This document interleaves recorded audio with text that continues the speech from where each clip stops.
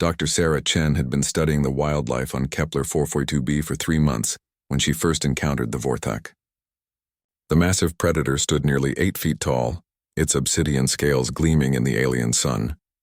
6 muscular limbs ended in razor-sharp claws, and its triangular head housed rows of teeth that could crush steel. Sarah should have been terrified, but something in the creature's amber eyes spoke of intelligence rather than mindless hunger.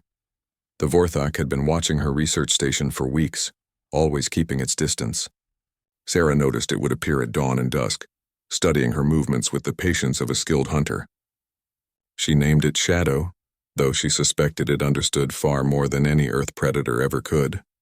On the day everything changed, Sarah was collecting samples near the crystalline formations that dotted the planet's surface. The air suddenly filled with the sound of approaching ships, not human vessels, but something else entirely. The Zerath had found this world. Sarah had heard stories about the Zerath from other colonies. They were slavers and planet strippers taking everything of value and leaving worlds barren. Their ships descended like black clouds, and Sarah knew her small research station offered no protection against their technology. As the first Zerath craft landed, Shadow emerged from the forest edge. But this time the Vorthak wasn't alone. 2 smaller versions of itself flanked the great predator. Cubs, Sarah realized. They were barely the size of large dogs, their scales still soft and their movements uncertain. The adult Vorthak approached Sarah's position with deliberate steps. When it was close enough that she could see her reflection in its massive eyes, it did something that defied every survival instinct she possessed. It gently nudged its cubs toward her with its snout, then backed away several steps. Sarah stared in amazement as the 2 young Vorthak scrambled closer to her, their tiny claws clicking on the rocky ground. They huddled against her legs, looking up at her with the same intelligent amber eyes as their parent. Shadow let out a low, rumbling call that seemed to carry both urgency and something that sounded almost like trust. The great predator's gaze shifted between Sarah and the approaching Zerath ships, then back to its cubs. The message was clear: protect them. Before Sarah could fully process what was happening, Shadow melted back into the forest. The Vorthak disappeared with the same silent grace that had allowed it to watch her undetected for weeks. Sarah was left standing with 2 alien cubs pressed against her legs and the sound of Zerath landing parties growing closer. The cubs seemed to understand the danger. They stayed close to Sarah as she hurried back to her research station, their small bodies trembling not with fear, but with what appeared to be excitement. One of them, slightly larger than the other, kept looking back toward where Shadow had vanished, while the smaller one focused entirely on Sarah. As Sarah sealed the doors of her station, she realized that Shadow had made an impossible choice. The apex predator of this world had entrusted its most precious possessions to an alien creature it barely knew. The Vorthak had shown faith in humanity that Sarah wasn't sure they deserved. Outside, the Zerath were beginning their systematic sweep of the area. Sarah watched through her station's sensors as their soldiers spread out in formation, their energy weapons ready. They moved with the confidence of beings who had conquered countless worlds. Sarah looked down at the cubs now exploring her laboratory with curious sniffs and gentle touches. Their parent had given them to her for protection, but what could one human possibly do against an entire Zerath raiding force? She had no weapons, no military training, just her scientific equipment and a fierce determination not to let Shadow down. The smaller cub looked up at her and made a soft chirping sound, tilting its head in a gesture that was startlingly familiar. Sarah realized it was mimicking her own movements, learning from her just as it would from its parent. These weren't just predators, they were incredibly intelligent beings capable of forming bonds and making sacrifices. As the first Zerath soldiers appeared on her sensors, Sarah made her own impossible choice. She would not abandon these cubs no matter what it cost her. Shadow had trusted her with the future of its species, and she would prove that trust was not misplaced.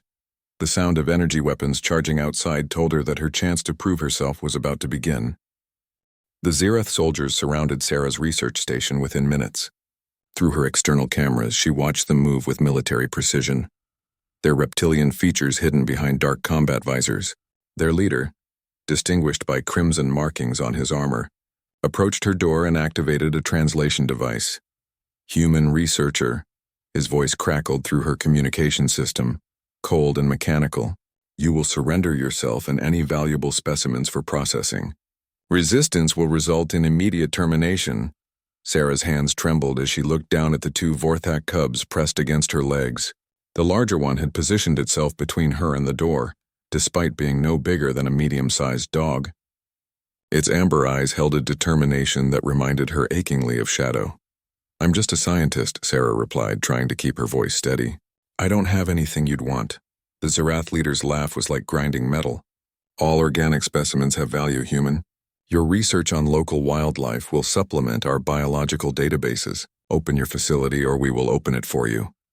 The smaller cub made a tiny growling sound and pressed closer to Sarah. She could feel its rapid heartbeat through its soft scales. These babies trusted her completely, just as their parent had. The weight of that trust felt heavier than gravity itself. Sarah's mind raced through her options. Her research station had basic defensive shields, but they were designed to protect against storms and wildlife, not military-grade weapons. She had emergency protocols, but they all assumed rescue would come from human forces, and the nearest human colony was months away. Then she remembered something from her xenobiology studies. The Vorthak weren't just apex predators. They were pack hunters with complex social structures. Shadow hadn't just left its cubs with her, it had made her part of the pack. "Computer," she whispered. "Activate the emergency beacon on frequency 447.3. Continuous pulse. Maximum range." That frequency was in the ultrasonic range that many Kepler 442b species used for long-distance communication. If Shadow was anywhere within 50 kilometers, it would hear the call. The Zerath weapons powered up outside, casting an ominous red glow through her windows. Sarah scooped up both cubs, surprised by how warm they felt in her arms. The larger one nuzzled against her neck, while the smaller one watched the door with alert eyes. "Final warning, human," the Zerath leader announced. "Open your facility or face the consequences." Sarah activated her station's intercom. "These cubs are under my protection. If you want them, you'll have to go through me." The Zerath leader tilted his head, clearly confused by her response. "You would die for alien offspring that are not even your own species? How illogical." "Maybe," Sarah said, holding the cubs closer. "But that's what humans do. We protect those who can't protect themselves." The energy weapons outside began to charge, their high-pitched whine building toward a devastating crescendo. Sarah closed her eyes and pressed her face against the soft scales of the cubs, breathing in their strange, earthy scent. But the weapons never fired. A sound erupted from the forest that made Sarah's bones vibrate, a roar so deep and primal that it seemed to come from the planet itself. The Zerath soldiers spun toward the tree line, their weapons tracking toward new targets. Shadow emerged from the undergrowth like a living nightmare, but it wasn't alone. Behind the great predator came others, dozens of adult Vorthak, their scales gleaming like liquid obsidian in the alien sunlight. They moved in perfect coordination, a pack united in purpose. The Zerath leader barked orders in his own language, and his soldiers formed a defensive circle. But they had made a critical error. They had positioned themselves between the Vorthak pack and the cubs they were trying to protect. Sarah watched in amazement as Shadow's pack demonstrated why they were the apex predators of this world. They moved like flowing water, each Vorthak covering another's movements. The Zerath weapons, designed for conventional warfare, couldn't track targets that moved with such fluid grace. The larger cub in Sarah's arms let out a tiny roar, calling to its parent across the battlefield. Shadow's head snapped toward the research station, and for a moment, predator and scientist locked eyes through the reinforced window. In that instant, Sarah understood. Shadow hadn't just entrusted her with its cubs. It had trusted her to call for help when the pack was needed. The emergency beacon had done more than summon aid. It had activated an entire network of protective instincts that the Zerath couldn't possibly understand. The battle outside intensified as more Vorthak emerged from the forest. Sarah realized that Shadow's pack had been watching the entire time, waiting for the signal that their cubs were in danger. The Zerath had expected to face one isolated human, but instead they had walked into the middle of a coordinated defense by creatures that had been protecting their territory for millennia. As energy blasts and alien roars filled the air outside, Sarah held the cubs close and whispered, "Your parent didn't abandon you. It gave you to someone who could call the family when you needed them most." The battle raged for less than 10 minutes, but it felt like hours to Sarah. Through her station's sensors, she watched the Vorthak pack execute maneuvers that defied everything she thought she knew about predator behavior. They weren't just attacking, they were problem-solving in real time. When the Zerath formed a defensive circle, the Vorthak split into smaller groups and attacked from multiple angles. When the slavers tried to retreat to higher ground, the pack used their intimate knowledge of the terrain to cut off escape routes. Most remarkably, they seemed to be communicating through subsonic calls that coordinated their movements with military precision. The larger cub in Sarah's arms had stopped trembling and was now watching the battle with intense focus. Its amber eyes tracked every movement of its parent, and Sarah realized it was learning. Even at this young age, the cub was absorbing lessons about pack tactics and territorial defense. The Zerath leader, his crimson armor now scorched from near misses, barked desperate orders into his communicator. Sarah's translation systems picked up fragments, requests for orbital support, calls for immediate extraction, and increasingly panicked reports about impossible predator intelligence. But the Vorthak had one more surprise for their would-be captors. Shadow separated from the main pack and approached the research station directly. The great predator moved with deliberate calm, ignoring the energy blasts that scorched the ground around it. When it reached Sarah's door, it did something that made her question everything she thought she knew about alien intelligence. Shadow began to manipulate the external control panel. Sarah watched in amazement as the creature's claws, which she had assumed were only weapons, delicately pressed specific keys on her door's interface. The Vorthak was trying to access her station's systems, not to attack, but to coordinate with her. "Computer," Sarah whispered urgently, "grant external access to door controls, security protocols, and communication systems." The moment her station's systems acknowledged the external access, Shadow's movements became even more precise. The predator activated Sarah's emergency floodlights, temporarily blinding several Zerath soldiers. Then it accessed the station's communication array and began broadcasting a signal that made every Vorthak in the area freeze in place. The signal was complex, a series of ultrasonic pulses that carried far more information than simple pack calls. Sarah's xenobiology training kicked in as she analyzed the patterns. Shadow wasn't just communicating with its pack. It was conducting them like a symphony. Under Shadow's direction, the Vorthak pack shifted their tactics entirely. Instead of directly attacking the remaining Zerath, they began herding them toward a specific area of the clearing, a section of ground that Sarah's geological surveys had identified as unstable.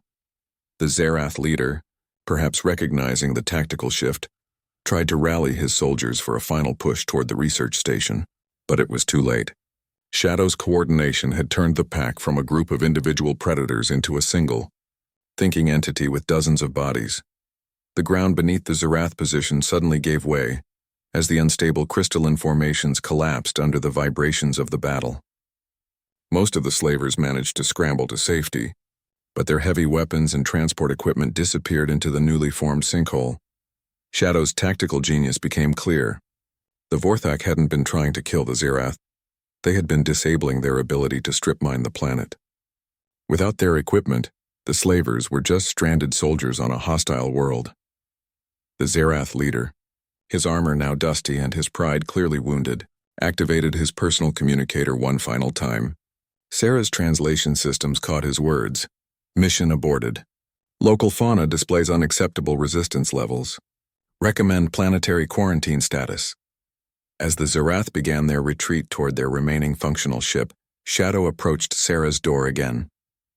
This time the great predator simply sat and waited, its massive head tilted in what Sarah was beginning to recognize as a questioning posture. The cubs in her arms began to chirp excitedly, clearly recognizing their parents' proximity. But they made no move to leave Sarah's embrace, instead looking between her and Shadow as if waiting for permission. Sarah realized that something fundamental had changed. The cubs weren't just being protected by her anymore. They were choosing to stay with her. Shadow's plan had evolved beyond simple child care into something far more profound. Through her door's intercom, Sarah spoke to the great predator. "They're safe, Shadow. We're all safe thanks to you." Shadow's response was a low rumbling sound that Sarah's equipment registered as being in multiple frequency ranges simultaneously. Her computer's analysis suggested it was analogous to a purr, but with harmonic complexities that implied emotional nuances human vocal cords could never reproduce. Outside, the last Zerath ship lifted off, leaving behind only scorched ground and the abandoned equipment at the bottom of the sinkhole. The threat was over, but Sarah sensed that her real adventure was just beginning. The cubs in her arms looked up at her with eyes that seemed far older than their small bodies should possess, and Sarah understood that she had become part of something much larger than herself, a bridge between two species that might change both of their futures forever. In the days following the Zerath retreat, Sarah's research station became something unprecedented in xenobiology, a functioning interspecies household. The two Vorthak cubs, whom she had named Nova and Cosmos after their seemingly limitless curiosity, adapted to life with a human guardian with remarkable intelligence. Nova, the larger and more assertive of the two, appointed herself as Sarah's protector. The young Vorthak would patrol the research station's perimeter each morning, mimicking the security routines she had observed Sarah performing. Her movements were becoming more coordinated daily, and her scales were darkening from soft gray to the deep obsidian of adult Vorthak Cosmos. Smaller but more thoughtful, had developed an intense fascination with Sarah's scientific equipment. The cub would sit for hours watching Sarah work, its amber eyes tracking every movement. When Sarah analyzed samples under her microscope, Cosmos would press its snout against the viewing apparatus, making tiny chirping sounds that seemed to correlate with different magnification levels. Shadow continued to visit daily, but its behavior had evolved beyond simple parental check-ins.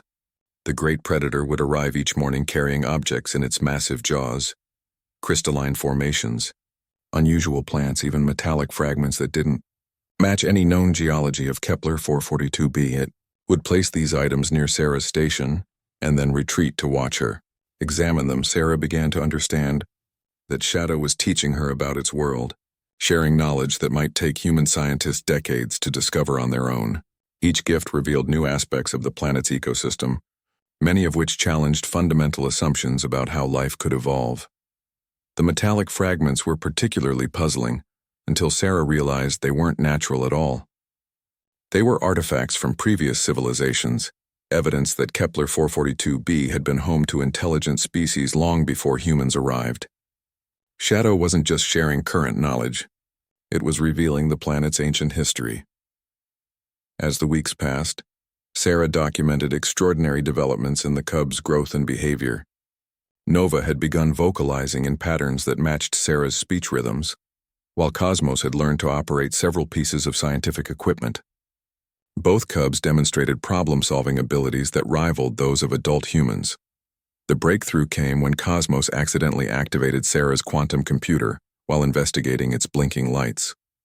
Instead of random chaos, the cub's manipulations accessed a deep space communication array that Sarah hadn't even known existed. Within her equipment, the signal that emerged was unlike anything in human databases, a complex mathematical sequence that pulsed with harmonic frequencies. Sarah's analysis revealed it was a distress call, but not from any human source. The signal was coming from deep space, and it was old. Older than human space exploration. Shadow's behavior changed dramatically when the signal began broadcasting. The great predator approached the station with urgent purpose, its calls bringing the entire Vorthak pack to the clearing. They arranged themselves in a perfect circle around the research station, all facing outward in a defensive formation. Sarah realized that Cosmos had somehow activated an ancient warning system, and Shadow's pack was responding to a threat that predated their own civilization. The metallic artifacts Shadow had been bringing weren't just historical curiosities, they were components of a planetary defense network. Through careful observation and experimentation, Sarah began to piece together an incredible truth. The Vorthak weren't just intelligent predators, they were the inheritors of a vast technological legacy left by previous inhabitants of Kepler 442b. They had been guardians of this world for millennia, protecting it from threats that regular biological evolution could never have anticipated. The cubs' rapid development wasn't unusual for their species. It was an adaptation that allowed young Vorthak to quickly absorb knowledge from both biological parents and technological systems. Nova and Cosmos weren't just learning to hunt and survive. They were being prepared to inherit guardianship of an entire world. Sarah's role in this process became clear when Cosmos approached her with a small device it had constructed from various components around the station. The device was clearly technological, but it was built using principles that human science was only beginning to understand. The cub had created a translator, not for language but for thought patterns. When Sarah touched the device, she suddenly understood the harmonic complexities of Vorthak communication. Their simple calls were actually layered with information about spatial relationships, temporal sequences, and emotional states. The Vorthak had been trying to share their knowledge with her all along, but the communication barrier had prevented full understanding. With the translator active, Shadow's gifts took on new meaning. Each artifact was a lesson, each placement a carefully chosen example of concepts that Sarah needed to understand. The Great Predator had been conducting an advanced course in xenoarchaeology, teaching her to recognize the signs of ancient technology integrated into biological systems. The distress signal from deep space continued to broadcast, and Shadow's urgency became more apparent through the translated communications. Another species was coming to Kepler 442b, not slavers like the Zerath, but something far worse. The signal was a warning about beings that consumed entire civilizations, turning their knowledge and biology into weapons. Sarah looked at Nova and Cosmos, now understanding why Shadow had entrusted them to her care. The cubs weren't just being protected, they were being prepared for a war that would determine the survival of multiple species across the galaxy. And somehow, the combination of human adaptability and Vorthak ancient knowledge might be the key to victory. The cubs looked up at her with their intelligent amber eyes, and Sarah realized that her role as their guardian was about to evolve into something she had never imagined. She was going to help train the next generation of galactic defenders. The ancient distress signal had been broadcasting for 3 weeks when the first response arrived. Sarah detected it through her enhanced communication array, a message in return that made her blood run cold. The responding signal carried undertones of hunger, of civilizations consumed and knowledge digested. The Devourers were coming to Kepler 442b. Shadow's pack had grown to over 100 individuals, with adult Vorthak arriving from across the continent. They brought with them artifacts that Sarah was learning to recognize as components of the planetary defense system, crystalline matrices that could channel energy, metallic frameworks that bent space-time, and biological interfaces that allowed living minds to control technology beyond human comprehension. Nova and Cosmos had become the bridge between species in ways Sarah never expected. The cubs could interface directly with the ancient technology, while maintaining perfect communication with both their Vorthak pack and their human guardian. They had become living translators, their young minds flexible enough to adapt to concepts that would take adult brains years to process. Through the cubs' translations, Sarah learned that the Vorthak had been preparing for this day for over 1,000 years. Every generation of their species trained for the return of the Devourers, beings that had consumed the original, builders of the planetary defense network, and countless other civilizations throughout the galaxy. The cubs' development accelerated even further under the pressure of impending invasion. Nova's protective instincts had evolved into strategic thinking, and she began demonstrating tactical concepts to the adult Vorthak pack. Cosmos had learned to operate systems that Sarah's scientific training couldn't even begin to comprehend, manipulating quantum fields and gravitational constants as easily as a human child might use building blocks. But the most remarkable development was how the cubs had begun to incorporate human concepts into their thinking. They brought questions to Sarah that no Vorthak had ever asked. Questions about creativity, about innovation, about finding solutions outside of established patterns. Why do humans change their tools? Cosmos asked through the translator one evening, its amber eyes focused on Sarah's modified equipment. The cub had been watching her adapt standard research instruments for entirely new purposes. Sarah considered the question carefully. Because sometimes the old tools aren't enough for new problems. We have to think beyond what we've always done. This concept seemed to fascinate both cubs. They began experimenting with combinations of Vorthak technology and human methodology. creating hybrid solutions that neither species had imagined independently. Nova developed new pack coordination techniques by applying human team dynamics to Vorthak hunting patterns. Cosmos built technology interfaces that used human intuitive design principles. With Vorthak quantum manipulation. Shadow observed these developments with what Sarah had learned to recognize as approval and amazement. Through the Cub's translations, the great predator explained that previous generations of Vorthak had maintained the defense systems exactly as their predecessors had left them. The idea of innovation, of improvement, was foreign to their species, until they encountered human thinking through the Cubs. The breakthrough came when Cosmos presented Sarah with a problem that had puzzled Vorthak scientists for centuries. The planetary defense network was powerful but static, designed to repel specific types of threats. The Devourers had adapted beyond the original parameters, developing new forms that could bypass the ancient countermeasures. Sarah studied the problem for days, using human pattern recognition and lateral thinking approaches that the Vorthak had never considered. The solution, when it came to her, was elegantly simple. Instead of trying to predict what the Devourers might become, they needed to create defenses that could adapt in real time. Working with both Cubs as intermediaries, Sarah began teaching the Vorthak pack about human concepts of adaptability and creative problem-solving. The ancient technology responded to these new approaches in ways that amazed even Shadow. Systems that had remained dormant for millennia began activating, creating new configurations that neither the original builders nor the Vorthak Guardians had ever imagined. Nova became the tactical coordinator for this hybrid approach, translating human military concepts into Vorthak pack dynamics and ancient technology protocols. Her strategies incorporated unpredictability and adaptive responses, making the defense network dynamic rather than static. Cosmos focused on the technological integration, creating interfaces that allowed the Vorthak pack to control ancient systems using human intuitive thinking, rather than rigid protocols. The Cubs' hybrid understanding enabled rapid innovation that neither species could have achieved alone. As the Devourer fleet grew closer, their signals now detectable at the edge of the star system, Sarah realized that Shadow's seemingly simple decision to entrust its Cubs to a human had changed the course of galactic history. The combination of human adaptability and Vorthak ancient knowledge was creating something entirely new, a defense system that could evolve to meet any threat. The Cubs looked at Sarah with pride and determination as the final preparations began.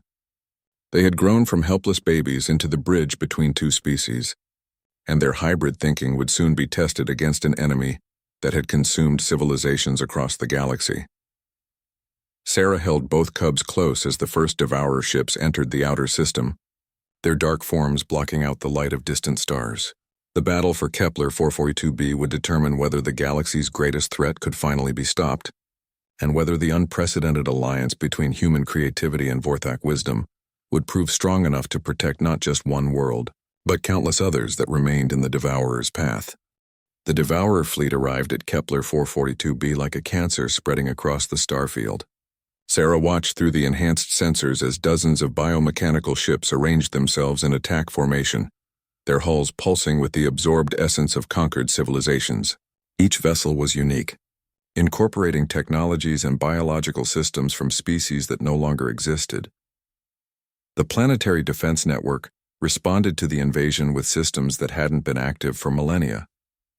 Crystalline formations across the continent began to glow with inner light, creating a web of energy that connected every major landmass. The ocean itself became part of the network, its depths revealing structures that had been hidden since the dawn of civilization on this world. Nova and Cosmos positioned themselves at the center of the Defense Command nexus, their young minds interfacing with technology that spanned geological ages. Through their translations, Sarah could hear the communications between Vorthak pack leaders coordinating across the entire planet. What had begun as a single pack defending its territory had become a global alliance of every Vorthak family on the world. But the Cubs brought something to the defense that no previous generation had possessed: the ability to think like humans. As the Devourer ships began their descent, Nova implemented strategies that incorporated human concepts of deception and misdirection. Instead of meeting the invasion with brute force, the defense network began to adapt and evolve in real time. The first wave of Devourer ships encountered what appeared to be standard planetary defenses, energy barriers, and kinetic weapons that matched the parameters of systems they had overcome before. But when the invaders adapted their approach to counter these defenses, they discovered that the systems had changed again, incorporating new elements that shouldn't have been possible with ancient technology. Cosmos had solved the adaptation problem by creating hybrid interfaces that allowed the ancient systems to learn from each encounter. Human pattern recognition and creativity merged with Vorthak tactical thinking and ancient computational power, creating a defense network that could evolve faster than the Devourers could adapt. Sarah watched in amazement as the Cubs coordinated defenses that spanned the entire planet. Nova would identify threats and vulnerabilities in the Devourer formations, while Cosmos would instantly reconfigure the planetary systems to counter each new attack pattern. The combination of human intuition and Vorthak precision created responses that the Devourers had never encountered before. The invaders' confusion became apparent as their biomechanical ships began to hesitate in their approach patterns. These beings had consumed thousands of civilizations, but they had never faced a defense that could think creatively. Every strategy they deployed was met with an unexpected counter-strategy that combined the wisdom of ancient builders with the innovative thinking of humanity's shadow. Moved between the various defense nodes across the continent, coordinating with other pack leaders and ensuring that every Vorthak family understood their role in the global defense. But the great predator's focus remained on the Cubs, monitoring their integration with the ancient systems and providing guidance when the technological interfaces threatened to overwhelm their young minds. As the battle intensified, Sarah realized that the Cubs were doing more than just operating the defense network. They were teaching it. Each creative solution they implemented became part of the system's memory, expanding its capabilities beyond anything the original builders had imagined. The network was learning to think like humans while retaining the tactical precision of the Vorthak. The turning point came when a massive Devourer vessel, clearly their command ship, attempted to pierce the planetary defenses through sheer brute force. The ship was a nightmare fusion of technologies from dozens of extinct civilizations, its biomechanical hull rippling with absorbed knowledge and weaponry. Instead of meeting the ship's attack directly, Cosmos implemented a solution that was purely human in its audacity. The Cub used the planetary defense network to create a gravitational anomaly that didn't destroy the command ship, but instead trapped it in a temporal loop, a pocket of space-time where the vessel would repeat the same few seconds of experience, endlessly. The remaining Devourer ships, suddenly cut off from their command structure, began to display something that Sarah had never expected to see from such entities: uncertainty.